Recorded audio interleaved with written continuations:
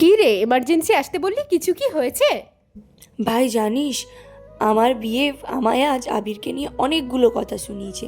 তুই তো জানিস বল, আবির আমার ক্লাসমেট ছাড়া আর কিছুই না। তুই বলে এমন টক্সিক রিলেশনে আছিস, আমি হলে তো কবেই ব্রেকআপ করে নিতাম। না রে, আমি তাকে সিচুয়েশনটা এক্সপ্লেন করতে পারিনি। এক্সপ্লেন? তুই কেন করতে যাবি? তুই কেন মাথা নত করবি যেখানে তোর কোনো দোষই নেই? পারলে আজই ব্রেকআপ করে নে, না হলে ভাই পরে পস্তাবি। 2000 years later. জানিস দেবস্মিতা, আমায় না একটা জিনিস খুব ভাবাচ্ছে রে। মন খুলে বল না, আমি তো আছি, সব ঠিক করে দেবো।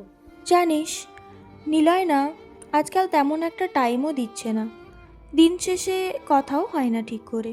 তাই মনটা খুব খারাপ রে, খুব একা লাগছে। তুই ব্রেকআপ করে নে। মানে কি বলছিস এসব? আরে শোন, যে দিন শেষে তোকে টাইমটুকু দেয় না, সে তো ইন ফিউচার তোর সাথে থাকবেই না। তাছাড়া বাইরে কি না কি করে বেড়াচ্ছে সে তো তুই জানিসও না। তাই বলছি তুই আমার মতো সিঙ্গেল থাক, অ্যাটলিস্ট এত টেনশন তো নিতে হবে না, ভেবে দেখিস।